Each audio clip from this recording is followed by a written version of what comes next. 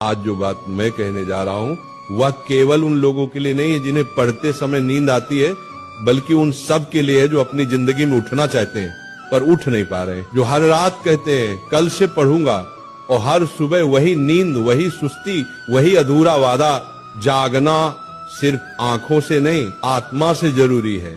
उठने के लिए अलार्म की नहीं, मकसद की आवाज चाहिए। नींद तो हर जीव को आती है, पेड़ को भी, पत्थर को भी, पर जागता वही है जो जानता है कि उसे कहाँ पहुंचना है। अगर तेरे भीतर ज्वाला जल रही है ना, तो नींद तेरे पास आने से पहले ही जलकर राख हो जाएगी। राधा रानी का नाम लेने का मतलब क्या है? वो जागृति है, वो प्रेम है, वो भक्ति है, और जो सच्चा प्रेम करता है वो कभी आलसी नहीं होता। तू कहता है पढ़ते वक्त नींद आती है, क्यों आती है बेटा? क्योंकि तू पढ़ाई से प्रेम नहीं करता, तू सिर्फ डर से पढ़ता है, और जो डर से चलता है वो कभी दौड़ नहीं सकता। एक पल सोच, तुम्हारे पिता क्यों नहीं थकते? क्यों नहीं कहते कि आज आराम कर लेते हैं?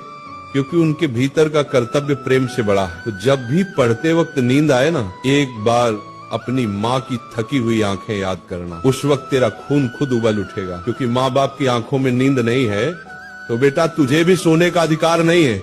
नींद का इलाज दवा से नहीं, भावना से होता है। आंखों पर ठंडा पानी डाल ले, उठ बैठकर पढ़ ले, पर जब तक भीतर प्रेरणा नहीं जगेगी नींद जाएगी नहीं। ये नींद शरीर की नहीं है, ये मन की जड़ता है, आत्मा की थकावट है। इसलिए मैं कहता हूँ जब भी किताब खोले पहले मन खोले, मन से कहे हे प्रभु मुझे वह ज्योति दो जो अर्जुन को दी थी, जिसने गीता सुनी और फिर कभी थका नहीं, कभी सोया नहीं, कभी टूटा नहीं। पढ़ाई कोई काम नहीं, तपस्या है। जैसे तस्य मुनि तप करते थे ना, वो जंगल में पत्थरों पर वर्षों तक बैठे रहते थे, वैसे ही विद्यार्थी का तप है। किताबों के बीच बैठना, रातों को जगना, आंखों से आंसू गिरना, फिर भी पन्ने पलटते रहना, क्योंकि जिसने तप किया वही तेज हुआ। तेजस्वी वही बनता है जो नींद को हराता।